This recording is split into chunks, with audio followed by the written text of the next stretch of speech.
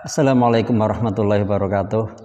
Alhamdulillahirabbil alamin wassalatu wassalamu ala asyrafil anbiya'i wal mursalin wa ala alihi wa ashabihi wa man tabi'ahum bi ihsanin ila yaumil amma ba'd. Ayah bunda yang dirahmati Allah Subhanahu wa taala, dalam 24 jam kita hidup sehari-hari ini, lebih dari separuh adalah aktivitas kita di rumah bersama keluarga kita. Barangkali kita pernah gagal ikut ujian, pernah ditolak kerja, ya lamaran kita tidak diterima, mungkin gagal mendapatkan proyek gitu. Barangkali itu. Namun ada satu kegagalan, satu hal yang tidak mengenakan, manakala kebersamaan kita dan keluarga ini hilang di tengah keluarga kita.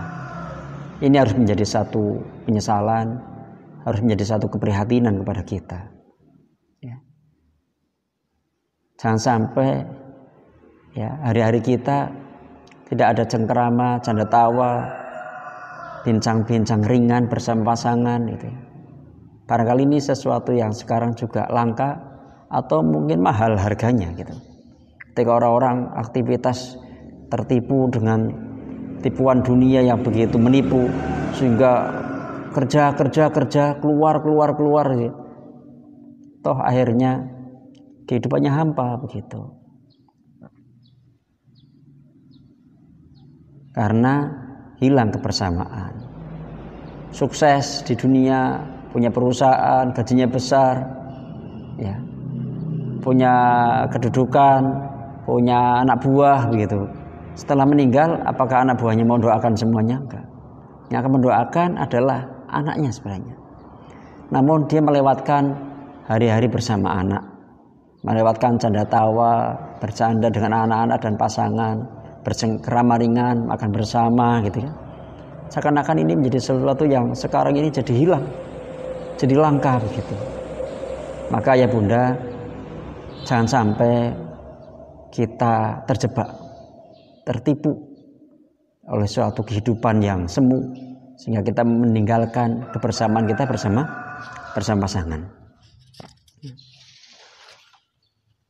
Mari kita lihat bagaimana Al-Quran mengajarkan kita membangun visi bersama pasangan, bersama keluarga. Ya. Beberapa waktu lalu kita sudah menyampaikan ini, kita akan ulas lagi sedikit.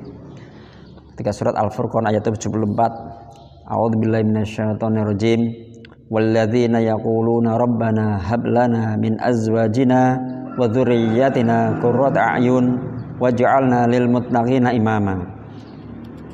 Ya. Tidak kebetulan ketika Allah SWT meletakkan ayat ini, kata ini, kalimat ini sebelum ini, itu tidak kebetulan, mesti punya makna ya. Tidak mungkin tidak ada maksudnya ya. Ketika mendahulukan sebagai penyenang hati, penyejuk hati, baru kemudian ada doa, jadikanlah kami imam bagi orang-orang yang bertakwa, tentu ada maksud ya. Bagaimana kalau kita hilang kebersamaan dengan pasangan kita, hilang kebersamaan dengan anak kita, berarti tidak ada penyejuk hati. Di rumah kita itu bagikan apa misalnya? Sampai tidak ada ketentraman, tidak ada betah tinggal di rumah begitu, karena tidak ada sejuk gitu, nggak ada baiti janati di situ. Karena yang diminta adalah bagaimana agar pasangan itu saling menyejukkan pandangan untuk pasangan yang lainnya, anak dengan orang tua dan sebaliknya gitu. Ini adalah proses yang hilang ya. Padahal lahirnya pemimpin itu, pemimpin hebat itu lahir dari rahim-rahim yang hebat, yang di rumahnya menjadi penyejuk ya. Yang di rumahnya bisa memimpin keluarganya.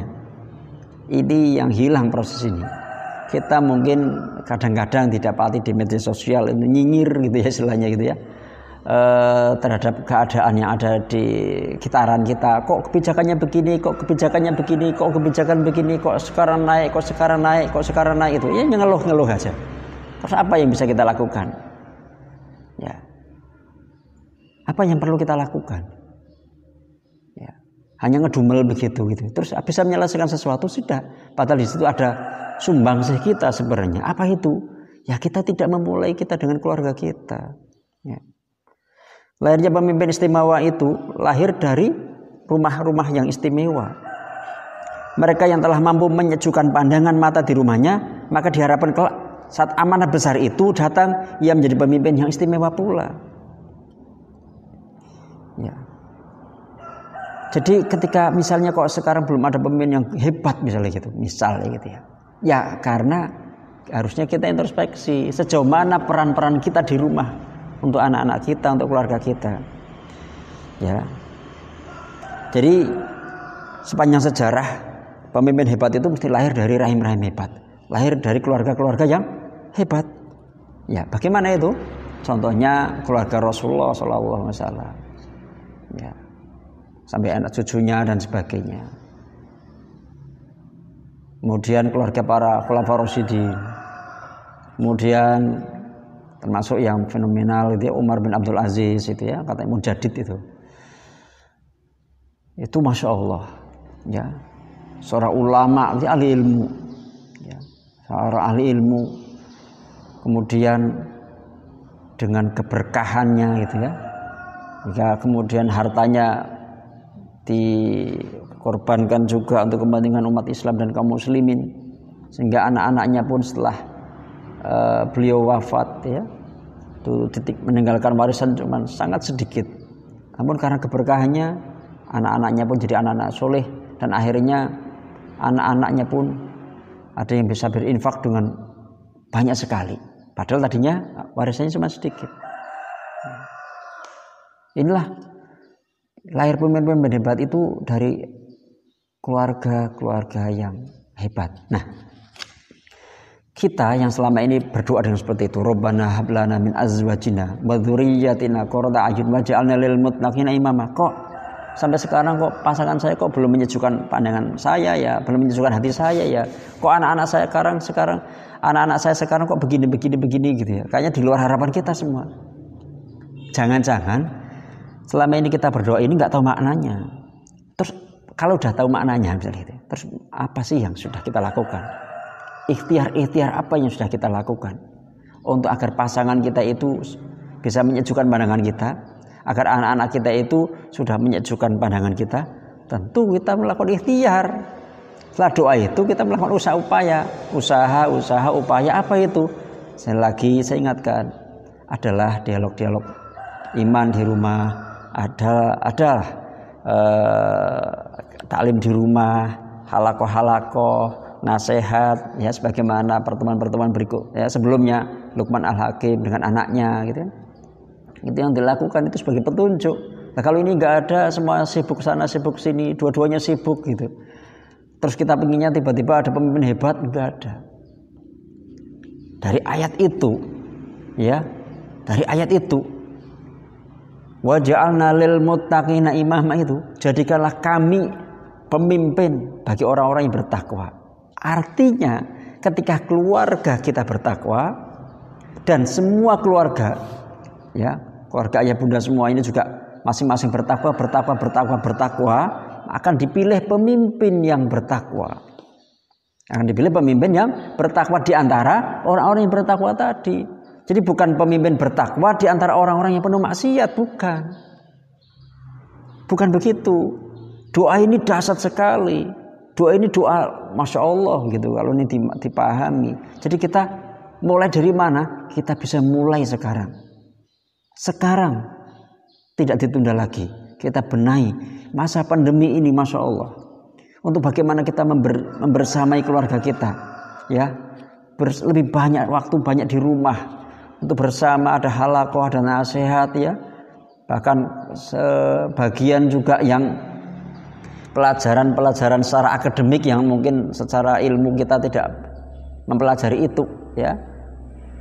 Karena itu dipelajari oleh guru-guru. Kita pun akhirnya membersamai atau memfasilitasi masuk hal-hal kaitannya dengan akhirat ya. Akhirnya kaitannya dengan fardu ain gitu ya. Kaitannya bagaimana mengajar anak-anak Al-Qur'an, kaitannya mengajarkan anak-anak iman sebagaimana Luqman Al-Hakim, kaitannya mengajar anak-anak adab bersama orang tua dan sebagainya. Masa kita enggak lakukan itu? Padahal kita pun berrela-rela mengeluarkan kuota, membersamai anak, mungkin ada pelajaran yang matematika dan sebagainya. Masa hal-hal yang kaitannya dengan seperti itu yang nanti akan dimintai pertanggungjawaban di hadapan Allah SWT, kita tidak lakukan? Ya, tentu tidak. Maka buatlah rancangan-rancangan di rumah, ya. Tidak hanya ini sekedar diresum, tapi ada rancangan-rancangan apa yang mau saya lakukan. Tidak hanya sekedar ini beban yang harus dilihat sebagai tugas begitu, tapi ini hanya sebagai jalan saja. Terus apa yang saya lakukan di rumah, ya, untuk mewujudkan pemimpin hebat? Ya, saya lakukan apa. Terus dirancang, didiskusikan dengan pasangan, terus nanti dilakukan di keluarganya gitu. Agar ini, ayo kita bangkit dari krisis ini. Dan Allah telah